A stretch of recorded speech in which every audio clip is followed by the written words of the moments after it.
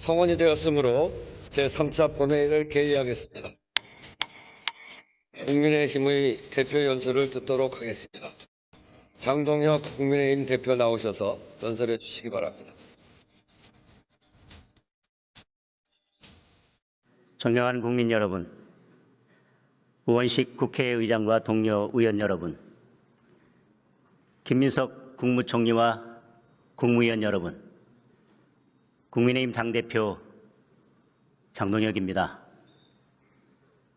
지난달 다보스 포럼에서 세계 경제 포럼이 발표한 2026 글로벌 리스크 리포트에는 세계가 벼랑 끝에 있다라는 제목이 붙어 있습니다.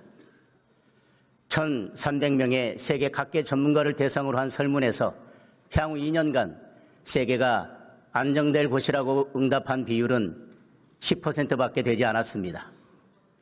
제재, 규제, 공급망 무기화와 같은 경제, 정치적 수단들이 들면서 지경학적 대립과 국가 간 무력 충돌이 확대되고 다자주의 후퇴와 보호주의 심화가 전통적 국제관계와 무역 투자를 위협하고 있다고 분석했습니다. 유엔 창설 이후 80년 동안 유지되어 온 규범 기반의 국제질서가 흔들리면서 법보다 힘이 앞서는 패권 경쟁의 시대로 가고 있는 것입니다. 미국의 베네수엘라 마두로 대통령 체포는 세계가 직면한 패권 경쟁의 단면이라고 할 수 있습니다.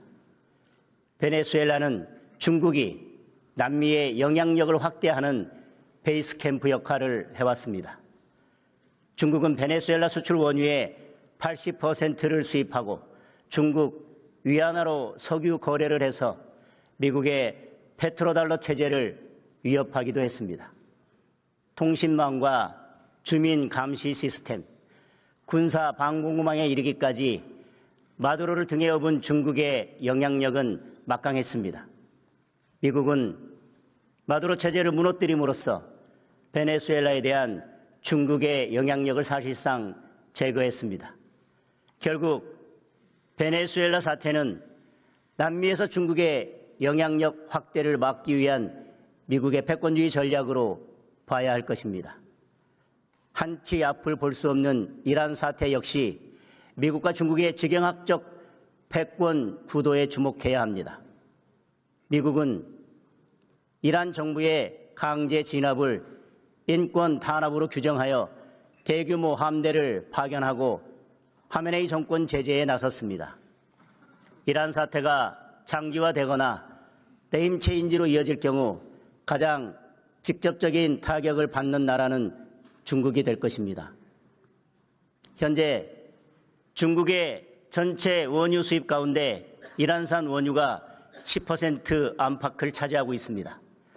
남미 거점 베네수엘라에 이어 중동 거점 이란까지 이렇게 되면 중국은 저가로 원유를 조달해오던 핵심 국가들이 없어집니다. 원유 조달 비용 상승과 공급 불안으로 중국 경제가 어려움에 빠지고 중국과 유럽을 잇는 1대1로 사업까지 물거품이 될 수 있습니다. 미국이 실제로 어떤 의도를 가지고 있든 이란 사태의 향배가 미국과 중국 패권 경쟁에 큰 변수가 될 수밖에 없습니다. 그렇다면 지금 대한민국의 상황은 어떻습니까? 지난 1월 27일 트럼프 대통령은 한국에 대한 상호 관세를 25%로 되돌리겠다고 밝혔습니다. 국회의 비준 지연을 이유로 댔지만 그것이 전부가 아니라는 사실을 모두가 알고 있습니다. 미국 하원 공화당 법사위원회는 관세 인상 발표 직후 쿠팡과 같은 미국 기업을 부당하게 표적으로 삼으면 이런 일이 벌어진다라는 입장을 공식 계정에 올렸습니다.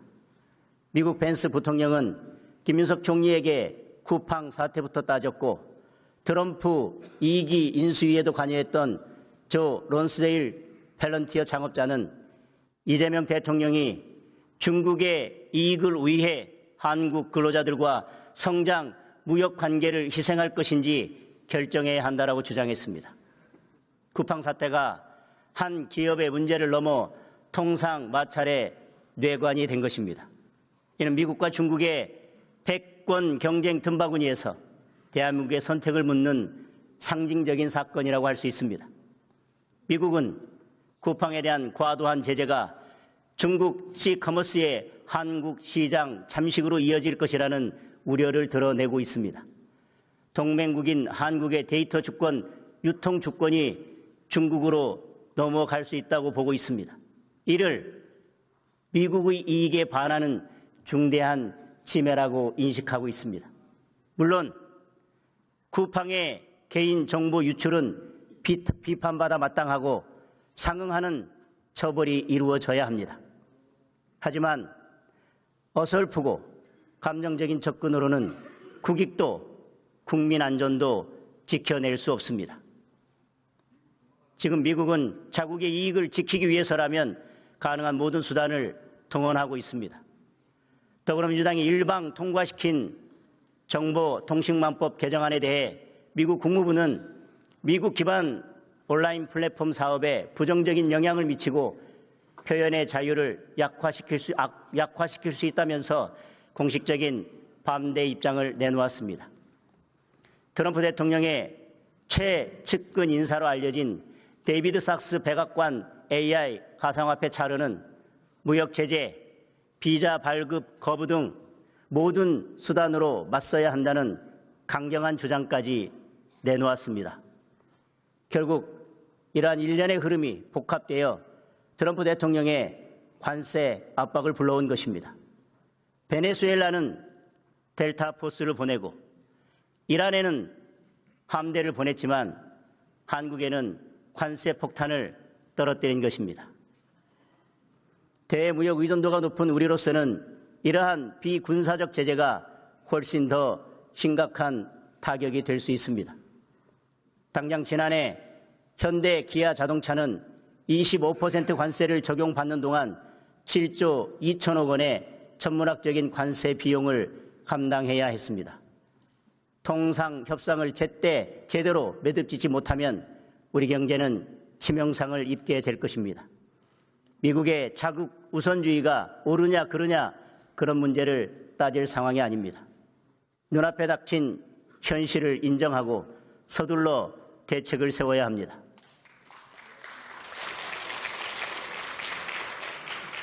글로벌 스탠다드에 부합하는 플랫폼 전략을 세우고 불평등 규제라는 오해가 발생하지 않도록 한미 통상 이슈를 치밀하게 관리해야 합니다. 이재명 대통령의 실용 외교가 정말 실용적인지도 점검해 봐야 합니다. 미국 가서 땡큐하고 중국 가서 쉐시하는 외교는 실용 외교라 할 수 없습니다. 모두를 만족시키는 선택이 없듯 모두를 만족시키는 외교는 존재하지 않습니다. 물론 중국과의 관계 개선도 필요합니다. 하지만 우리 외교는 결국 한미 동맹을 토대에 둬야 합니다. 한미 동맹이 흔들리면 한중 관계에서도 열세에 놓입니다. 문재인 정권 시절 초라한 혼밥 외교가 한중 관계의 냉정한 실상을 입증한 바 있습니다. 지금 당장은 패권 경쟁의 영향으로 중국이 어느 정도 유연한 자세를 보이고 있지만 언제든 얼굴을 바꿀 수 있다는 점을 기억해야 합니다. 이재명 정부에 대한 미국의 의구심을 해소하고 한미동맹 강화에 적극적으로 나서야 합니다. 필요한 일이 있다면 함께 협력해 나가겠습니다.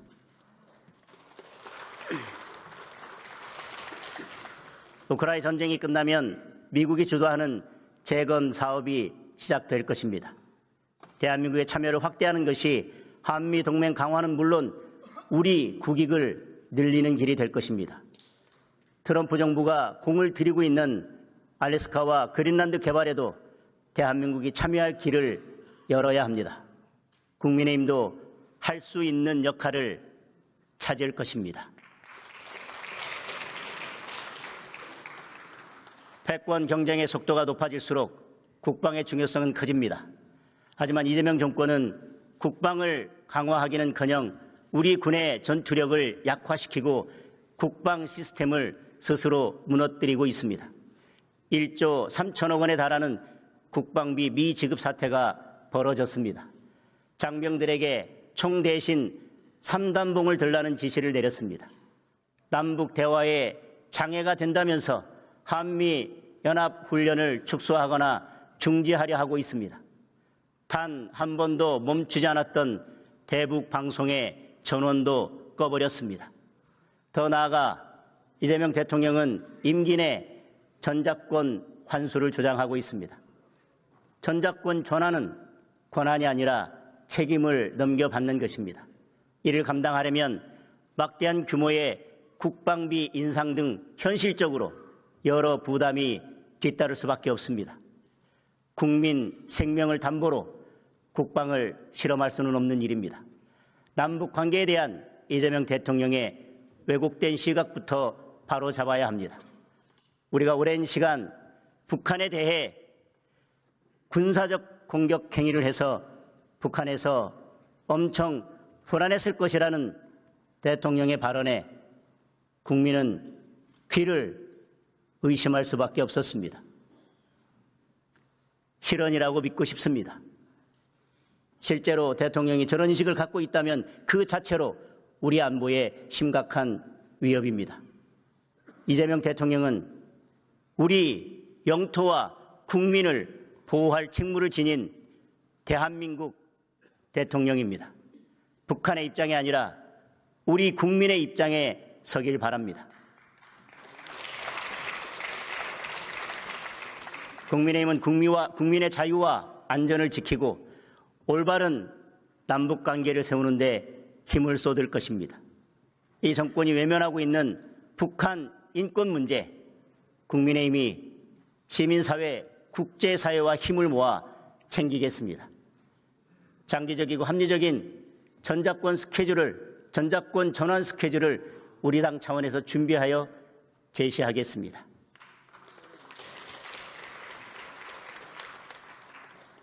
존경하는 국민 여러분, 이재명 정부의 지난 8개월은 해체와 파괴, 붕괴와 추락의 시간이었습니다. 단순히 정책의 실패가 아닙니다.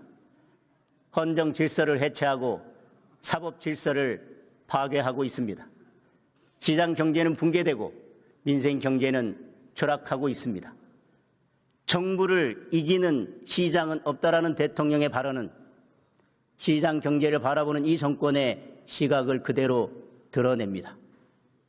이 정권은 경제의 성장 엔진을 살리는 대신 현금 살포라는 반시장적 포퓰리즘 정책을 선택했습니다.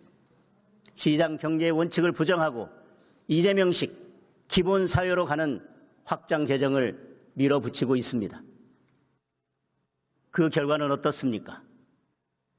작년 11월 시중 통화량은 전년 대비 8.4%나 증가해서 역대 최고인 4,498조 원을 기록했습니다. 이재명 정권 출범 후 소비 쿠폰 등 돈을 풀기 시작하면서 8월 이후 4개월 연속 8%대의 높은 상승률입니다. GDP 대비 통화량 비율은 150%를 넘어서 70%대를 기록하는 미국에 비해 돈이 2배 이상 더 풀렸습니다. 과도하게 풀린 돈은 고환율, 고물가를 불러왔습니다. 환율은 1,500원대에 육박하고 있고 우리 원화의 가치는 급격히 떨어지고 있습니다. 국제결제은행 BIS 발표에 따르면 우리 원화의 실질 실효 환율은 주요 64개국 가운데 63위입니다.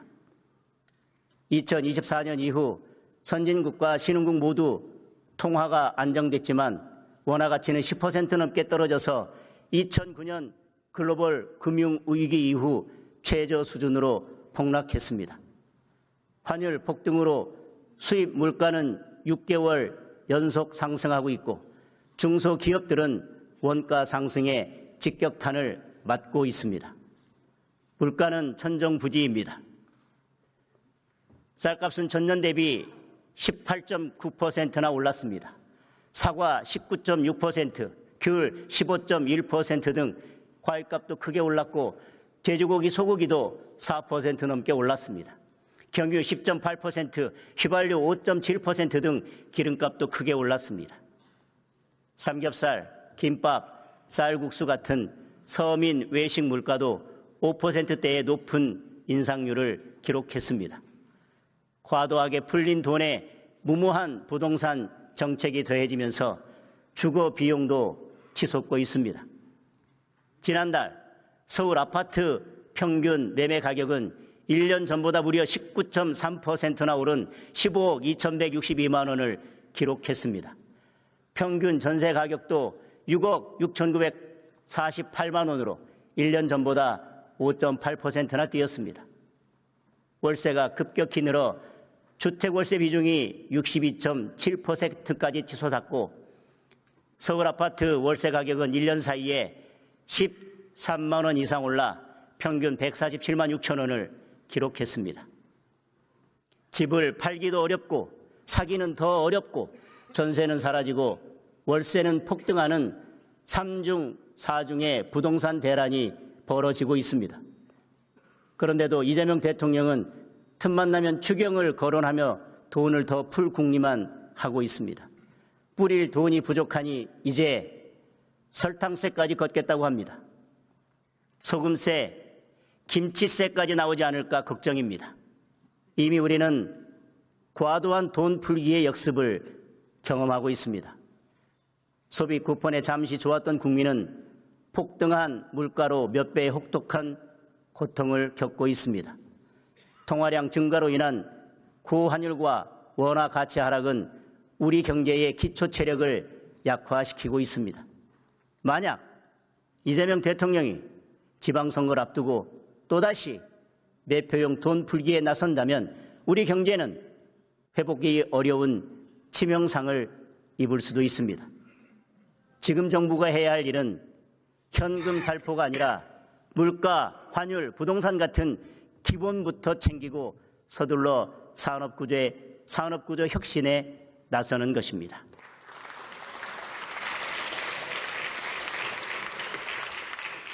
국민 여러분, 일자리 문제는 더욱 심각합니다. 작년 고용률이 지표상으로는 62.9%, 역대 최고를 기록했습니다. 하지만 실상은 참담합니다. 40대와 60대 이상은 취업자 수가 늘었지만 20대, 30대, 50대 모두 취업자 수가 감소했습니다. 특히 20대 취업자가 가장 많이 줄어서 무려 17만 명이 감소했습니다. 15세에서 29세 청년 고용률은 45%로 20개월 연속 하락했고 구직을 포기한 그냥 쉬었음 청년이 70만 명을 훌쩍 넘었습니다. 청년층 일자리가 많은 제조업은 취업자 수가 7만 3천 명 줄었고 서민들이 많이 일하는 건설업은 12만 5천 명이나 감소했습니다. 노년층 취업이 대폭 늘어 착시 현상이 발생했을 뿐 실제로는 고용 절벽에 가깝습니다. 일자리는 기업이 만듭니다. 기업이 마음껏 뛰지 못하고 규제에 발목이 잡혀 있으니 일자리를 만들지 못하고 있는 것입니다. 그런데도 이재명 정권은 자본을 약탈자로 보는 경제관, 기업을 근로자의 적으로 보는 노사관에서 벗어나지 못하고 있습니다. 민주당이 밀어붙인 노란봉투법이 3월 10일 시행됩니다. 노조가 불법 파업을 해도 기업은 속수무책이 됩니다. 공장을 늘리거나 생산 라인을 변경하는 경영 전략도 노조가 마음만 먹으면 파업의 대상이 될 수 있습니다. 대기업은 수천 개에 달하는 협력업체 노조들과 1년 내내 단체 교섭을 해야 할 판입니다. 이미 민주노총 금속노조 소속 하청업체 100여 곳이 법도 시행되기 전에 원청업체의 단체 교섭을 요구하고 나섰습니다. 민주노총은 정부와 공공기관 산하 공무직과 용역 근로자 노조에 원청 직접 교섭 지침을 내린다고 합니다. 각 부처 장관들을 협상 테이블에 불러앉히겠다는 것입니다. 이런 마당에 어느 기업이 투자를 늘리고 일자리를 늘릴 수 있겠습니까? 한국에서 철수할 수 있다라는 주한 유럽 상공회의소의 입장문이 현실로 다가올 수도 있습니다. 이재명 정권은 강력한 자사주 소각을 담은 3차 상법 개정도 추진하고 있습니다. 소액주주 권익 보호는 당연히 필요하지만 자금 여력과 대응 수단이 부족한 중소, 중견 기업들은 경영 불안을 걱정할 수밖에 없습니다. 특수고용, 프리랜서 등 플랫폼 노동자를 보호하겠다면서 근로자 추정제를 담은 근로기준법 개정도 추진한다고 합니다. 인건비 부담이 가중되어 소비자 물가 인상으로 이어지고 신규 투자와 고용이 위축될 것이라는 우려가 나오고 있습니다. 기업에 손발을 묶으면 일자리는 당연히 줄어듭니다. 빈대 잡으려고 초가삼간 태울 수는 없습니다.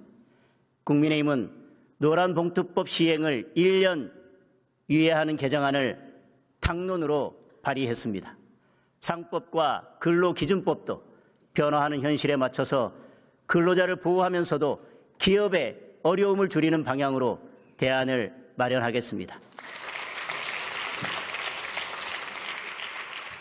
존경하는 국민 여러분, 지금 이재명 대통령과 더불어민주당은 대한민국 체제의 형상 변경을 시도하고 있습니다. 자유민주주의를 퇴보시키고 사법 시스템을 무너뜨리는 데 온 힘을 쏟아붓고 있습니다. 국회는 민생 정책을 경쟁하는 토론의 장이 아니라 정적을 제거하고 야당을 단합하는 입법 독재의 전당이 됐습니다. 3대 정치 특검에 260억 원이 넘는 혈세를 투입하고 검사 120명을 포함한 600명의 수사팀을 꾸렸습니다. 6개월 동안 먼지 떨듯 야당을 털어냈지만 결과는 태산명동 서일필이었습니다. 특검 수사로 새롭게 드러난 사실이 거의 없습니다. 도리어 대대적인 검사 파견으로 전국 검찰청 미제 사건이 30% 이상 늘어나는 등 민생 범죄 수사에 구멍만 났습니다. 그런데도 더불어민주당은 기어이 종합특검을 밀어붙였습니다. 자신들 입맛에 맞는 수사를 하겠다는 것이고 지방선거까지 내란몰이를 이어가겠다는 목적입니다. 명백하게 위헌인 내란특별재판부 설치법도 통과시켰습니다. 말 잘 듣는 판사를 고르고 재판까지 입맛대로 진행해서 자신들이 원하는 판결을 내리겠다는 것입니다. 이것이야말로 독재이고 헌법 파괴, 사법 파괴입니다. 독재는 총칼이 아니라 법률로 완성된다고 했습니다. 나치 정권의 특별법원 인민법정이 그러했습니다. 자신들의 반대하는 정치인과 무고한 국민을 법의 이름을 빌려 가장 빠르고 가장 악랄하게 제거했습니다. 그 길을 지금 이재명 정권이 따라가겠다는 것입니다. 검찰 개혁한다면서 검찰을 해체하고 이재명 친위 수사대를 만들려 하고 있습니다. 정부의 법안대로 중수청이 설치되면 이재명 청와대 출신들이 조직을 장악하고 시민단체 출신 친정권 변호사들이 수사 사법관 자리를 채울 것입니다. 검찰 해체의 피해는 애꿎은 국민에게 돌아갑니다. 돈 있고 빽 있는 사람들과 돈 없고 힘없는 서민들로 나뉘는 인권의 양극화만 불러올 뿐입니다. 이제라도 이재명 대통령과 더불어민주당은 종합특검과 내란특별재판부를 철회하고 검찰 해체 시도를 중단해야 합니다. 정작 특검이 필요한 곳은 따로 있습니다. 이재명 대통령은 본인 재판을 다 멈춰 세운 것도 모자라서 대장동 공범들에 대한 검찰 항소까지 포기시켰습니다. 국민이 돌려받아야 할 범죄 수익 7,800억 원이 대장동 일당의 금고로 들어갔습니다. 더불어민주당은 이 핑계 저 핑계로 먼저 입에 올렸던 국정조사마저 무산시켰습니다.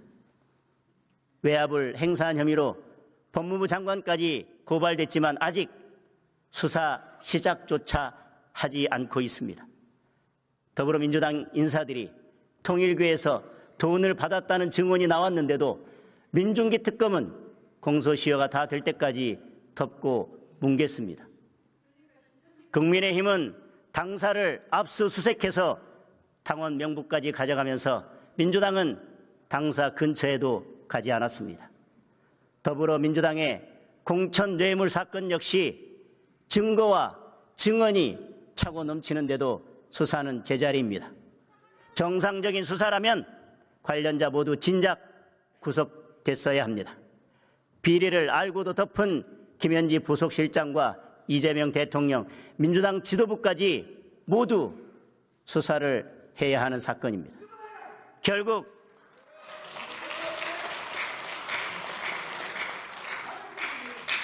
결국 이 세 사건 모두 특검으로 진상을 규명할 수밖에 없습니다. 이렇게 살아있는 권력을 수사하라고 만든 제도가 특검입니다. 떳떳하다면 특검을 받지 않을 이유가 없습니다.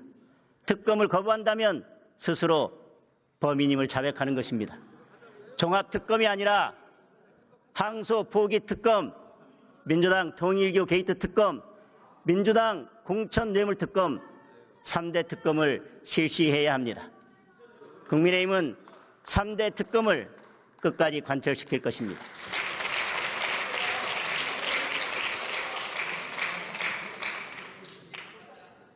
존경하는 국민 여러분, 현대 경영학의 아버지로 불리는 피트 드러커는 격변의 시기에 가장 위험한 것은 격변 그 자체가 아니라 어제의 방식대로 행동하는 것이라고 했습니다.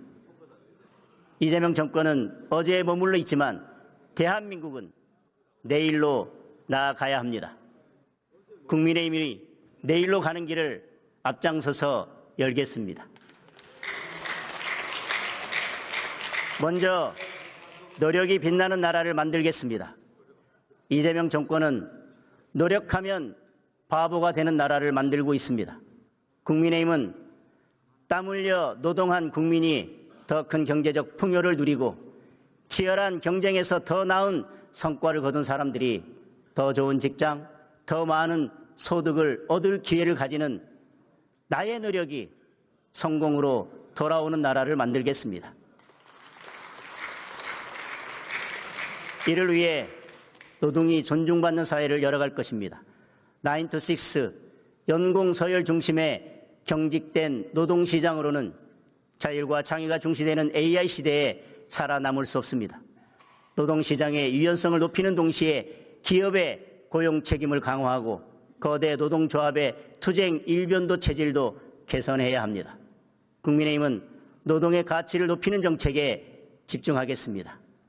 열심히 일하는 직장인들이 과도한 세금 부담에 시달리지 않도록 근로소득세 기본 공제 상향, 소득세법 개정 등 유리지갑 지키기 패키지 정책을 마련하겠습니다. 우리 청년들이 좋은 일자리에서 더 열심히 일할 수 있도록 청년 채용을 늘리는 기업의 세제 지원을 강화하는 조세특례 제한법 개정 등 고용혁신 정책을 추진하겠습니다. 기업이 니즈에 맞춰 근로자를 선택하듯 근로자도 자신의 삶에 맞는 노동 형태를 선택할 수 있어야 합니다. 변화하는 노동시장 트렌드에 맞춘 근로기준법 개정으로 근로자들의 일할 자유와 권리를 보장하겠습니다. 동시에 기업의 자유를 확장하고 미래 산업의 날개를 달아주겠습니다. 기업이 뛸 수 있는 운동장이 넓어져야 투자가 늘고 경제가 살아나고 일자리가 늘어납니다. 법인세 최고 세율을 글로벌 스탠다드에 맞게 인하해서 우리 기업들의 경쟁력을 높이겠습니다. 신기술, 신산업은 창의와 혁신에서 출발합니다. 네거티브 규제 방식으로의 대전환으로 신산업 기업들이 마음껏 뛰며 내일을 열어갈 수 있도록 만들겠습니다. 현재 각 지역에서 운영 중인 규제자유 특구를 메가 프리존으로 확대해서 미래 산업이 지방 성장의 동력이 되도록 하겠습니다. 규제는 풀고 지원은 늘리고 정부의 간섭은 최소화하는 규제 혁신 기준 국가제를 도입하여 파격적인 투자를 끌어내겠습니다. 둘째, 청년의 꿈이 이루어지는 나라를 만들겠습니다. 국민의힘은 우리 청년들이 힘차게 미래를 열어갈 수 있도록 2030 생애 주기별 정책 패키지를 추진하겠습니다. 대학생과 취업준비생, 사회초년생과 신혼부부에 이르기까지 삶의 단계별 핵심 니즈를 해결해주는 정책 패키지입니다. 먼저 진입기에 있는 대학생과 취업준비생들을 위해 걱정 없는 출발을 지원하겠습니다. 청년 주거 바우처를 대폭 개선하여 생색내기에 그치고 있는 현행 월세 지원 제도를 전면 개조하겠습니다. 까다로운 소득 요건을 철폐하고 지원 금액도 월 30만 원으로 현실화하겠습니다. 권역별 연합 기숙사를 확충해서 월 10만 원에서 20만 원대의 질 좋은 거주 공간을 제공하겠습니다. 1,000원의 아침을 1,000원의 삼시세끼로 확대하여 점심과 저녁, 방학 기간까지 제공하고 대학 부담분의 국비 지원을 법제화하겠습니다. 비진학 청년들을 위해서는 편의점과 협약하여 편의점 도시락 바우처를 월 20매 지급하겠습니다. 청년들이 마음껏 역량을 개발할 수 있도록 국가기술자격 응시료를 무제한 지원하고 포인트 자가명 바우처 카드를 도입하여 어학 및 자격증 시험 응시료를 지원하겠습니다. 도약기에 접어든 사회 초년생들에게는 공정한 기회와 자산 형성을 지원하겠습니다. 공정채용법을 제정하여 채용, 청탁, 고용, 세습 적발 시 원스트라이크 아웃 제도를 도입하겠습니다. 공공기관 블라인드 채용을 내실화하고 군복무 경력의 호봉 인정을 법제화하겠습니다. 중소기업 취업 청년 소득세 감면의 일모를 폐지하고 영구화를 추진하겠습니다. 연간 감면 한도도 200만 원에서 300만 원으로 상향하여 중소기업 재직 청년의 실질 임금을 인상하겠습니다. 결혼과 출산을 준비하는 안정기의 청년들에게는 보다 안정된 삶의 기반을 지원하겠습니다. 신규 공급되는 공공임대주택 및 매입 임대 물량의 30%를 청년과 신혼부부에게 의무 배정하도록 공공임대 쿼터제를 법제화하겠습니다.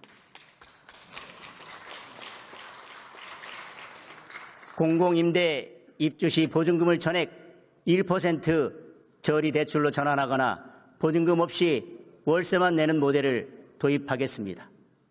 셋째, AI 주권을 강화하고 에너지 믹스 대전환을 추진하겠습니다. AI 산업은 대한민국의 생존이 걸린 미래 산업입니다. 과도한 윤리 규제로 우리 기업의 발목을 잡으면 대한민국은 글로벌 빅테크 기업들의 기술 식민지가 될 것입니다.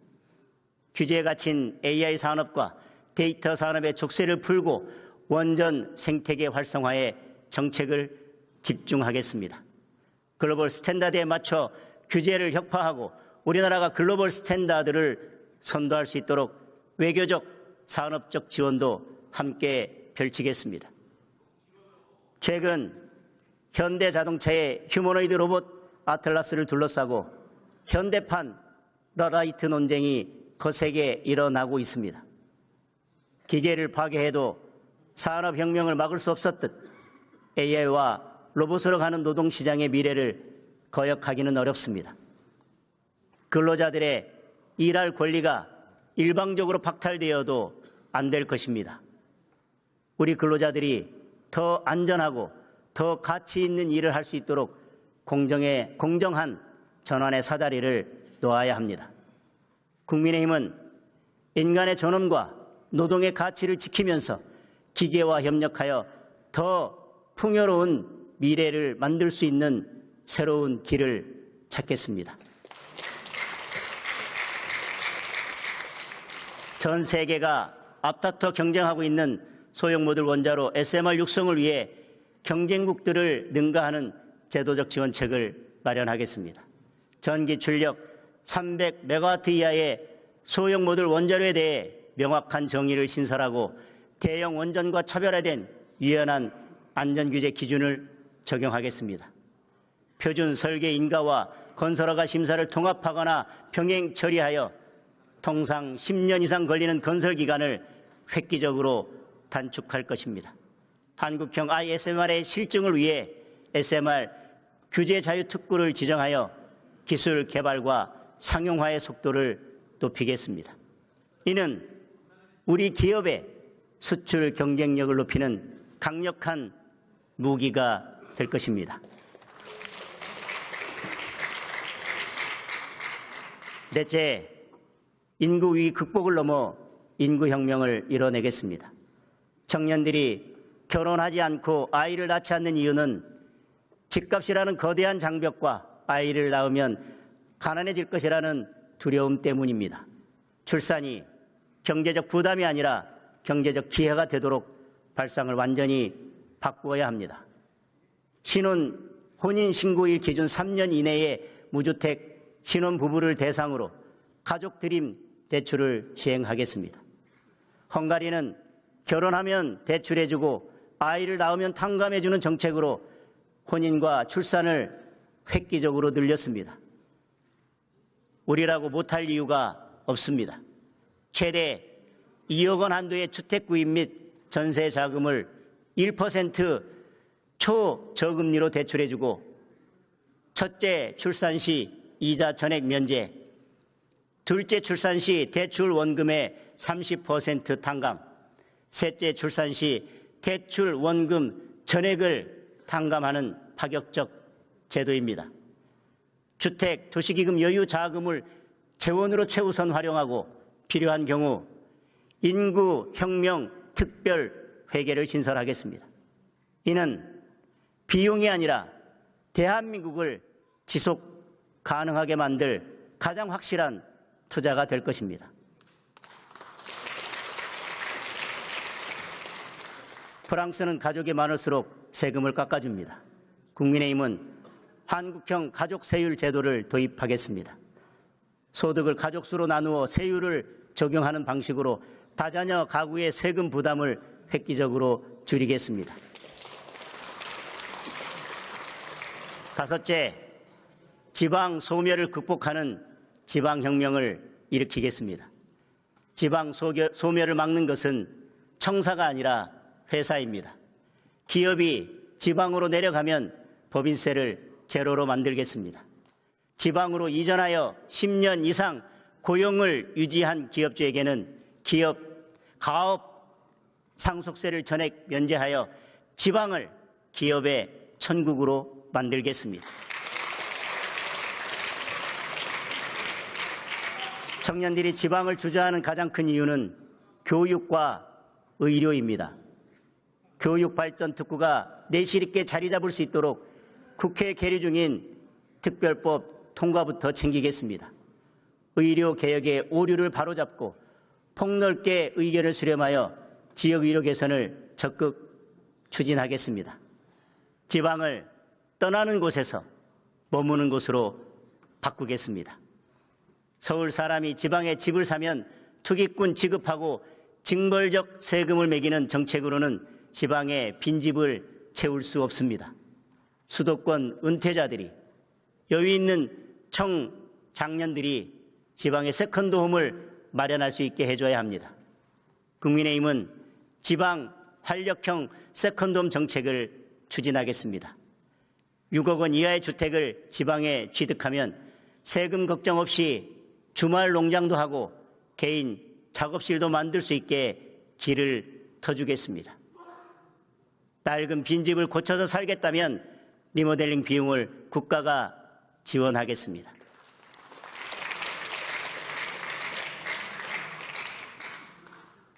국민 여러분, 그리고 동료 의원 여러분, 저는 오늘 인구혁명과 지방혁명을 묶어 대한민국의 지속 가능성을 논의할 국회 차원의 대한민국 리노베이션 태스크포스 구성을 제안합니다. 혁명적 인구 정책과 지방 정책이 아니고는 인구 절벽도 지방 소멸도 막을 길이 없습니다. 여야가 머리를 맞대고 각계 전문가들 대거 참여시켜 지속 가능한 대한민국의 길을 함께 찾아야 합니다. 지방선거를 앞두고 속도가 빨라진 행정 통합부터 지방혁명의 차원에서 논의의 테이블에 올립시다. 저와 우리 당은 이미 대전 충남 통합의 물꼬를 트고 행정 통합의 선도 모델이 될 특별법을 발의해 놓았습니다. 뒤늦게 이재명 정부에서 내놓은 행정 통합 방안은 통합의 요체인 중앙 행정 권한 사무의 지방 이전과 지방 재정 분권에 있어서 구체적인 대안을 제시하지 못하는 선거공학적 졸속 방안입니다. 돈 퍼주면서 껍데기만 통합을 추진하는 것은 지역을 무시하는 처사이며 지방 분권의 정신에도 역행하는 일입니다. 태스크포스에서 현실적이고 합리적인 방안을 함께 찾읍시다. 세종시 행정수도 완성도 더 이상 늦출 수 없는 국가적 과제입니다. 행정수도 이전은 이재명 대통령의 공약이기도 합니다. 이재명 정부 임기 내에 청와대와 국회를 세종시로 완전히 옮길 수 있도록 헌법 개정, 특별법 제정, 청사 건설 등 제반 사항을 함께 검토하고 함께 추진해 나갑시다. 지방혁명과 인구혁명의 길을 찾기 위해 여야가 지혜를 모아 나간다면 지금껏 제1 못하고 있는 22대 국회가 나라와 국민을 위해 제대로 일하는 첫걸음이 될 것입니다. 마지막으로 국민의힘은 기득권을 먼저 내려놓고 정치개혁에 박차를 가하겠습니다. 국회의원 불체포 특권 요건을 대폭 축소해서 중대비리, 부패, 선거 범죄에 대해서는 국회의 동의 없이도 사법 절차가 작동하도록 하겠습니다. 구태정치 재발을 막는 법률 정비도 추진하겠습니다. 안건 조정위를 무력화하는 편법을 막고 숙려 기간 및 필리버스터 보장을 강화하는 국회법 개정, 상임위 관련 기업과 단체로부터 금품 수수를 전면 금지하는 부정청탁 및 금품 등 수수의 금지에 관한 법률 개정, 고위공직자의 신상 공개를 의무화하는 공직자윤리법 개정, 국회의원 보좌진에 대한 갑질을 방지하는 국회법 개정, 고위공직자의 권력형 2차 가해를 처벌하는 성폭력 처벌법 개정 등 구태정치 청산 5대 입법을 추진하겠습니다.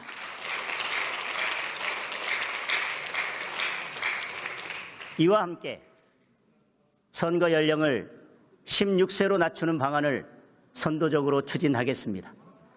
대한민국 청소년들은 세계에서 가장 높은 수준의 교육을 받고 사회적 판단에 있어 성인들의 결코 뒤떨어지지 않습니다. 16세 이상이면 정당의 당원이 될 수 있습니다. 직업을 가질 수도 있고 근로에 따른 세금도 납부합니다. 교실의 정치화에 대한 부모님들의 염려도 잘 알고 있습니다. 보수, 진보, 교원단체와 학부모가 참여하는 협의체를 구성해서 교육의 정치적 중립성 원칙을 확립하고 주입식 정치 교육을 엄격히 금지하는 가이드라인을 법제화하겠습니다. 이번 지방선거부터 선거 연령을 낮출 수 있도록 정치개혁 특위에서 논의를 시작할 것을 제안합니다.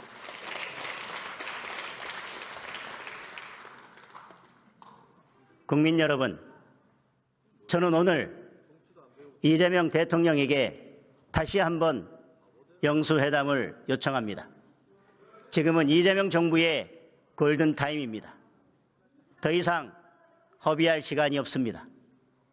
저는 이재명 정부의 실패를 바라지 않습니다. 정부의 실패가 나라의 쇠퇴와 국민의 좌절로 이어지는 것을 뼈저리게 보아왔기 때문입니다. 정쟁이 아니라 민생 경제의 어려움을 알리고 함께 해결책을 논의하는 자리가 되기를 바라는 마음입니다. 국민들의 걱정이 큰 물가와 환율 문제, 수도권 부동산 문제, 미국의 통상 압력 문제 등 민생 현안을 중심으로 국민의 목소리를 전하고 우리 당의 대안도 설명하겠습니다. 특검 추진 등 정치 현안도 허심탄회하게 논의했으면 합니다. 대통령과 제1야당 대표가 마주 앉아 현안을 논의하는 것만으로도 국민의 불안을 덜어드릴 수 있을 것입니다.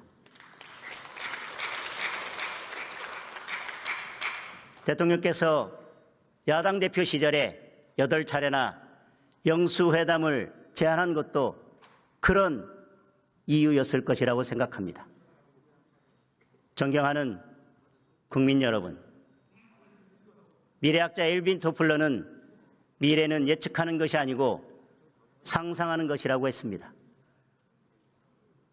자유와 정의가 강물처럼 흐르는 나라, 나라의 번영이 국민의 풍요로 이어지는 나라, 전국 어디에 살든 안심하고 행복을 누릴 수 있는 나라,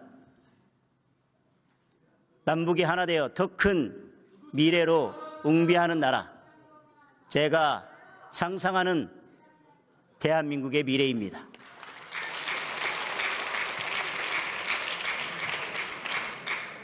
그 상상을 현실로 만들어가기 위해 국민의힘은 오로지 국민만 바라보며 국민과 함께 미래로 나아가겠습니다. 경청해 주셔서 감사합니다.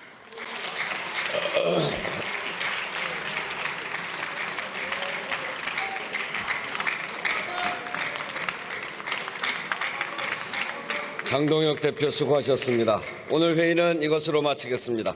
사내를 선포합니다.